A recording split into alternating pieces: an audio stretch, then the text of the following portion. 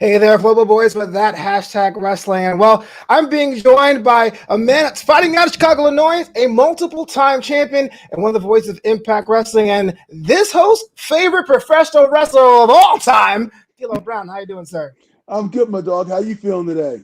Man, it's good, man. It's not every day you get to meet your heroes, and you seem like to be a cool dude. I try to be. Well, let's get right into the brass tacks. This weekend, Impact, AEW in the wings, hanging out. Rebellion, Forbidden Doors are closed, crossovers are happening. I mean, what's the feeling on the Impact side of things? On the Impact side, it's like excitement. We're going into a weekend that hasn't happened in wrestling in 40 or 50 years. So when you get two companies who are putting their titles in line, winner take all. This is crazy talk. Like, I can't believe we're about to see this happen, let alone it's real. I can't believe this. It feels like an Avengers movie, doesn't it? Like, I've never thought in a million years that would happen. But title for title is your main event. Rich Swann, Kenny Omega. I mean, two of if not necessarily underrated, but like definitely the top tier talents on both companies. And I don't want to put you against the wall there, but you got a prediction? Early prediction? I gotta wave the flag of Impact. I mean, I go with the heart and desire of Rich Swann. The man's been through so much in his life. I don't think this level of pressure is anything to him, and I think he's going to rise to the occasion. And knock on wood, I hope Rich Swann comes out as the world champ. That's my hope and my goal. I think it'd be incredible for him to be a dual world champion. I think it'd be awesome for his career. It's funny because like Rich Swann in a lot of ways is like Impact, being out there grinding for years, putting in the hard work, sometimes being overlooked, being told they do not belong. But here's a chance on the biggest stage, and I've seen in recent times to see what would happen if they became a double champion. If Rich did, that'd be kind of cool.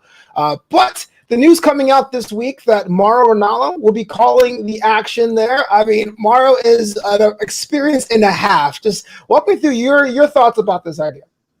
I'm completely excited. I mean, Mauro is one of the strongest and most known voices in all of combat sports, and to have him on this night with all the eyes of wrestling on us, and have him sitting there next to him at the desk calling this match, this show. I mean, I'm so excited. I tweeted out earlier. I'm eager to sit under the learning tree. I want to steal as much from him as I can, and deep dive into his head and pick his brain, because I think it'll serve me well going forward, just to be in the presence of someone who's as accomplished as he is. Yeah, I can imagine like hanging out backstage, like, "Yo, Play, you free right now? Let's talk about these notes." bro, he's gonna be tired of seeing me like, "Hey, bro, let's talk about this main event again." He'll go, "We did it 10 times. 11 can't hurt." Yeah, 11 can't hurt. But that's how you learn, right? Oh my! Because there's one thing about Mauro Ranallo. There was a whole discussion about wrestling as a sport to commentate, and how it's unique, it has its own intricacies. But like Mauro transitioned so smooth, it became the voice of so many brands. Man, like I wish I could commentate as well with him. But let's talk about your journey shifting to the commentary booth. I mean, did you get the call one day? We were working on something else. Was that something that was on your vision board? Like, how did that come about? It's just one of those things that you said are circumstances. There was promotion there with Josh Matthews, and the desk became open, and Aaron Impact was looking to freshen things up. So, I got the call from Scott D'Amore, and he told me, "Hey, what would you think about being the color commentator? Here it is." And I literally took a breath. I was how honored I was, and I was like, challenge accepted. Let's go do this. Let's go see if I can get out there on this type of stage and do well, excel. Try to show the world that here's another side of me that can be out there. So I love it. I love what's going on. I think it's amazing, and I think I have the best seat in the house. I enjoy every time I'm out there calling matches. It's easy to talk about the thing you love most in the world. It's easy to tell everybody what you think of it. So that's me. Just know when I'm talking about wrestling, I'm talking about my love affair with wrestling. I just imagine like Scott with like the roll pieces of paper and the headset, like, "D'Lo, you're free." Like, yeah, all right, I'm in. I'll show up. Don't worry about it. I got you. It's something like that. It was something like that. Yeah, I know you're more on the color side, but did you like have a preference though? Do you want to learn to do play-by-play? Do you want to be a hybrid? Like what is like the trajectory for that for you?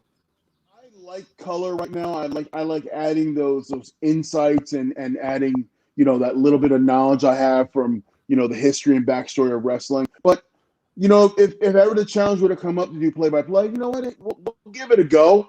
I may not be Yeah. good at it, but we'll give it a go. I mean, the more hats you put on, the better life is, right?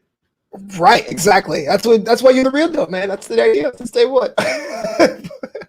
Let's talk about the rest of this card, not just the main event. I mean, this one here is pretty stacked. And one of the matches that was most looking forward to is that last man standing competition. Trey Miguel, which has come into his own over the past year, if I can say so myself. Sami Callihan, a veteran, if there ever was one. Just your thoughts about that match in particular, because I know this can go a billion and one ways. You got two guys who go back a long way. They don't like each other. And Sami is trying to prove something to Trey, and Trey is trying to prove something to the entire world. Trey has come back with this new attitude, this new fire in his, you can see it on his face. There's this new fire inside him. And it seems like, Sami's trying to squash that fire out. But, I'm a big fan of Trey Miguel, and I think this match is going to be hard hitting. And boy, I'm believing that it's going to be hard hitting. Yeah. Do you, like, as a performer yourself, like, sometimes you get like paired up or you have a match on the horizon, you're like, okay, I'm gonna make sure I have a massage appointment the next day. They're gonna be hurting pretty hard. Yeah, those matches where you're like, we're gonna go out there and we're gonna leave it all in the ring. So I mean, and when it's you put the lights this bright on an event. Yeah, I'm not, as a performer, as a commentator, I'm not just going to be part of the show. I'm going to own my moments in the show. So I think every competitor is going in with that mindset. Like, no matter what, yeah, let's get our massage ready. Yeah, let's go get our heat treatment ready, because when we're done, we're going to need it. But we're going to go out there and we're going to lay it all on the line out there and make everyone talk about our match as well as everything else. I got a feeling that Trey is going to make Sami regret saying he has no passion, but that's neither here nor there. Yeah. Let's talk about the women's division, the knockouts division, excuse me. With Deonna Purrazzo, Tina Dashwood. Now, a lot's been said about the evolution of women in the sport, which I've seen to love the growth of it. Besides the fact of being inspiring, it's almost kind of like a cool thing now to tell you how, look, you've watched the growth of women's professional wrestling. Impact is no different. The knockouts division has been leading in that segment for a long time. But right now, I think it's at a fever pitch. Yeah, I mean, the knockouts division started this whole women's revolution. You can look back to the history of Impact and see that, Impact was putting young ladies in main events long before that was acceptable, long before that was common practice. We were doing it. And because of that, these young ladies have flourished and have found their voice and have found a place in wrestling. I think it's amazing. And then when you can just say, I'm looking forward to this wrestling match between two women, and not just call it a woman's match or a knockout match, but I'm looking forward to this wrestling match. And I can say personally, I love Deonna Purrazzo's work. I think what she does is old school, yet it's got a new school twist on it, where she loves dissecting a body part and she knows 85 different ways to go into the armbar. And I think that's exciting. And then Tenille, don't be fooled by Tenille's cover. That book is a little deeper than you think. And she can actually wrestle too. Just because she's jet setting around the world doesn't mean that woman doesn't put her time into training. So I'm looking forward to this match, because I think it's two women who have something to prove to the world. Yeah, you hit the nail on the head about Deonna's work. She's a lot more technical, which is great. As a commentator, is it a challenge to underscore the importance of technical wrestling to a newer audience, or is that just something that you just make sure it's like part of the total package? You make sure it's part of the total package. You make sure people understand what they're seeing is something impressive, and it takes a long time. It's a skill you learn. It's not something that you get overnight, and it's no different than Deonna floating 15 different ways to armbar than watching Tom Brady throw a touchdown pass in the Super Bowl. It's skill you have to learn, and it takes someone to perfect it. Not everybody can do it. So it's a joy to go out there and call matches like that. About 10 years ago, because I'm old now. 10 years ago, I used to work with David Marquez at Championship Wrestling Hollywood back when it was in Hollywood as a commentator. And it was almost like this analogy that like technical wrestling is kind of like dark chocolate. Like once you acquire a taste for it, you appreciate it a lot more. But when you were first into the sport, it's kind of like hard to say, no, there's a reason why Dean Malenko's doing this to someone's neck. Like, no, there's a reason why. So like the fact you get to be able to educate the masses is always a cool time. I have fun when I'm explaining why the neck is being twisted one way, what that does to the body. I love explaining those little nuances because people see things, they don't realize what it feels like or what it's actually doing sometimes. So it's nice to put it out there and say, this is the reason why they're doing this. This is why they're wearing them down. This is how you build to winning a match. So it's enjoyable to lay that foundation, that groundwork out. So it gives people a deeper insight into wrestling. So are you and Stryker the highest IQ commentary team in wrestling? Stryker is. I take a far distant second to him. Like because we average two of us together and he's got us both covered. Yeah, well, how is it working with Stryker? This guy's traveled the world, did so many different expressions with his work. It's amazing. I mean, he's a wordsmith, and I do my best to keep up with him. He's insightful, intelligent, and he's a joy to be around. And the cool thing about it is, he and I are friends off camera, so that makes life on camera that much easier. When you're sitting next to somebody who also loves what we're doing. I tell everybody the easiest thing to talk about is something you're in love with. That's the easiest thing to talk about. So absolutely. That's just the two of us are talking about our love of wrestling. That's it. That's what we're out there doing. We touched on some of the matches on the event Rebellion this weekend. Was there any other matches right there that was sticking out to you? One you're looking forward to call? That's easy. I'm looking forward to the X Division 3-way. I love any combination of these guys, let alone all three of them together. And I've said it on other interviews, and I'll say it here. I think this match has the potential to turn Rebellion on its ear and steal the show. Like, I think that match could be that good. It's just so funny to me. The X Division is just so consistent at doing that. Yes.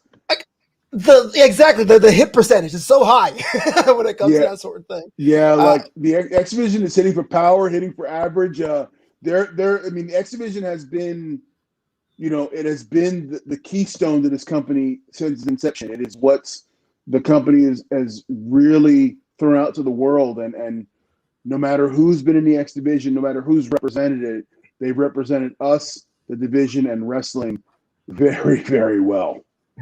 Yeah, we touched upon AEW being a part of the main event there, but I gotta ask the question that everyone's been asking because I'm that kind of journalist. I do my research. But is it going to happen sooner or later that we're gonna pile the boys into a van and head over to Jacksonville? Do we going to see Impact just invade Dynamite? The whole world's watching. The whole world's waiting, D'Lo. Dude, I'm been known to be part of invasions before, so I know what it's like.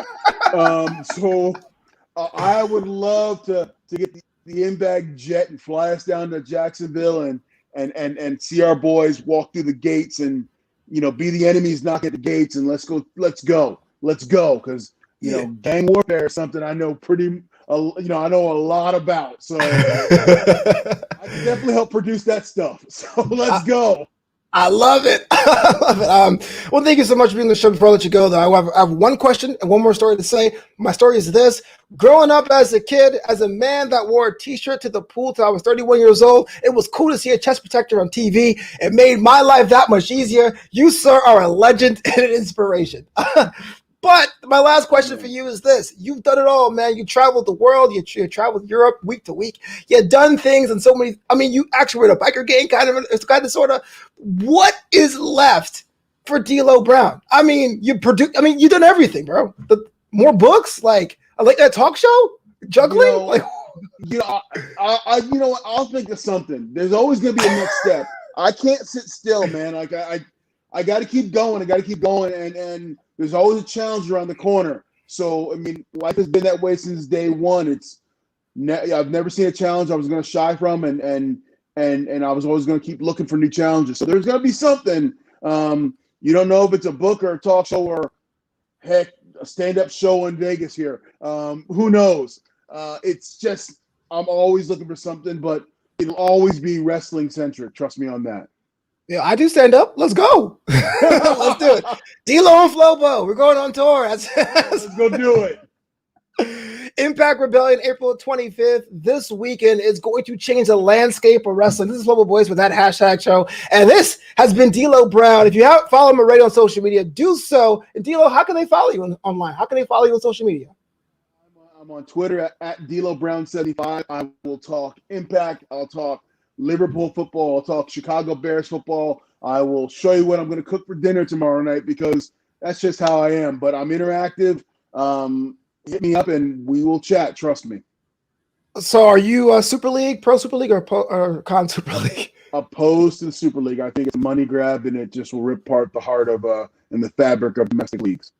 Well, I support Man City, so I'm all about money grabs. Man City's been money grabbing for Blue Moon. He's on me. Thanks.